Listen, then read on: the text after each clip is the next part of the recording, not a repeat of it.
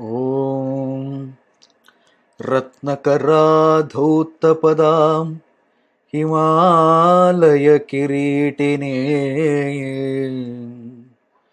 ब्रह्मराजर्षिरत्नाढ्यं Vande भारतमातरम्.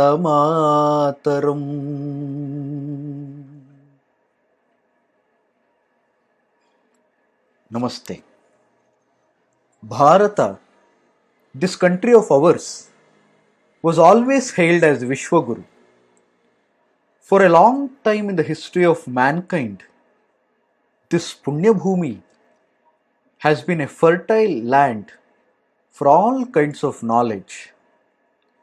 Agriculture, architecture, astronomy, metallurgy, military, medicine, mathematics, shipbuilding, you name it. We can give enough references from our glorious past. We should not forget that this was a land where people from faraway places came to learn. We never distinguished among us and them. Knowledge was shared among those who showed the appetite. The glorious past of this country is not a myth. There are proofs which stand the rigor of modern science to establish this fact. The people of this land who practice these customs even today are a bigger living proof. The culture of this land has imbibed the values from the past. It has absorbed the essence and made it part of our living selves. Our daily practices and rituals carry the essence of thinking of our forefathers. We may sometimes think that these practices are meaningless in present times, but any thoughtful person will understand their value if he studies the traditional books. For example, for long, people of this country had a practice of washing their hands and legs before entering the house. This offering, called as Padya and Arghya, is a part of all our rituals. Before our prayers, the entire place is sprinkled with holy water for purification. This practice, like many others, were considered as outdated. In the name of modernity, we took pride in entering homes with footwear. Cleaning hands before eating was unnecessary because we used spoons. But see what has happened today. Due to pandemic situation, these practices of washing hands is now considered important. It's a tragedy that we forgot our cultural practices. The lesson of cleanliness was part of our culture. We lost it, and now nature is teaching back the lesson. The importance of non contact greeting in our culture is now understood by everyone, from presidents to kings. Namaste is the new hello. Friends, this example may look very silly. What is such a big deal about these things, you may ask? What I am trying to say is, see how intelligent our ancestors were. They have included lessons for healthy and happy life in small things like this. Practices that were handed over to us by generations have their own significance. We should not disregard them in the name of modernity. Unfortunately, we have developed a selective amnesia about our past. We conveniently reject the glory of our past. But if anyone points out the mistakes from our past, we are first to bow our heads in shame. We have been trained by academic militia to feel guilty about our past. These people who have a single point agenda wrote books, made our syllabus, and taught us that there is nothing in this country which is great. Helped by long list of Western scholars who had no first-hand knowledge of the spirit of this country, these people who occupied our institutions and universities have systematically ruined the confidence of our people.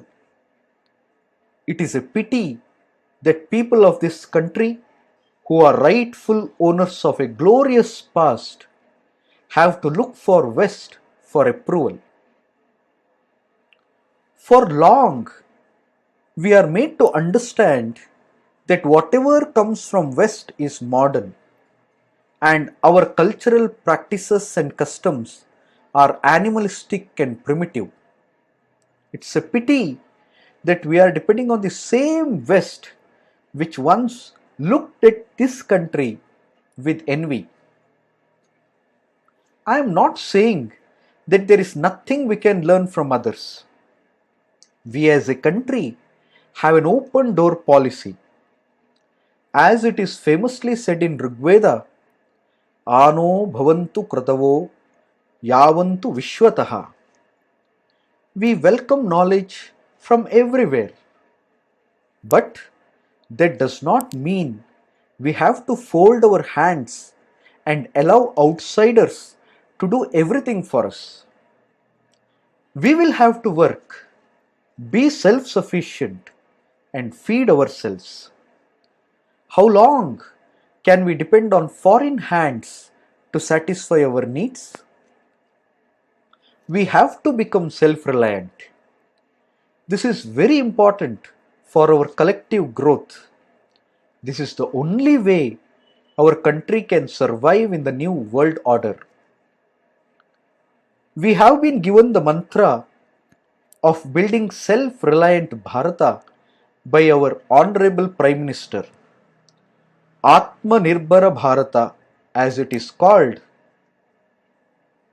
As citizens, we are duty bound to support this.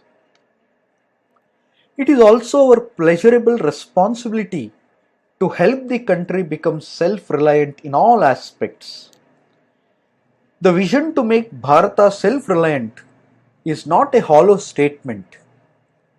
It is backed up by a strong vision and action plan by this government.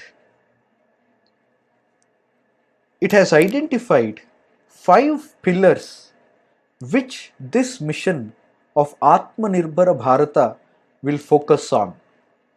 They are: first, economy; second, infrastructure; third, system; fourth, vibrant demography; and fifth, demand. There is also a very detailed plan which is to be implemented in 5 phases to realize the vision of Atmanirbhara Bharata. The phase 1 will focus on businesses, including medium and small scale enterprises. In phase 2, the focus will be on poor, including migrants and most importantly the farmers. In the phase 3, the reforms regarding agriculture will be taken up. Phase 4 will focus on the new horizons of growth. And in the fifth phase, the government reforms and enablers will be undertaken. As responsible citizens, we should try and support the government in this all-important mission.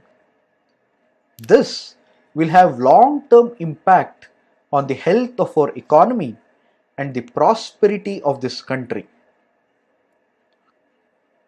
Our house may be old, but that does not mean we should demolish that.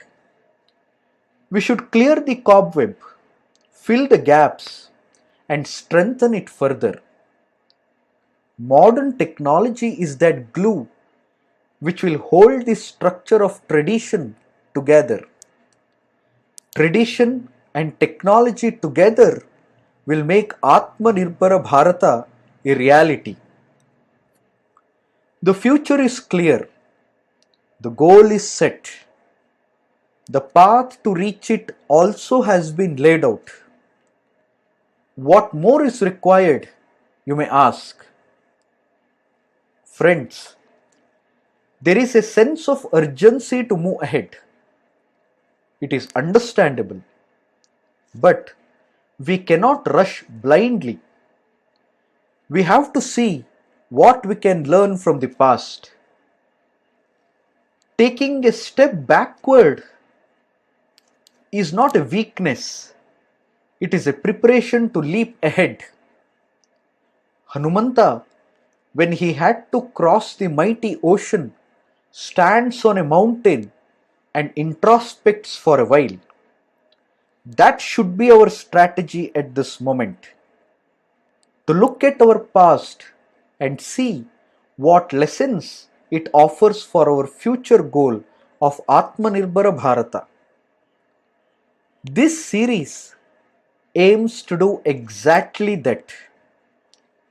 We are interested in exploring the rich heritage of ours to find answers to the question mainly focusing on Atmanirbhara Bharata. Many may ask, what is the need for this? Isn't this a futile exercise? How the past can have keys to solve modern problems? Let me assure that there is enough material in our ancient knowledge that even if it does not provide direct answers to our problems, it will offer clues to resolve them. If nothing, at least we will have an overview of our traditional knowledge. It should make our hearts swell with pride. It will definitely fill our minds with optimism. It will give us confidence that we can face the challenge of present and foreseeable future. It will bring us confidence that Atmanirbhara Bharata can be a reality. That alone is the reason sufficient enough to undertake this course. Om Prakrite Panchabhutani Grahalokaswarastata Disha Kalashas Sarvesham Sada Kurvatu Mangalam.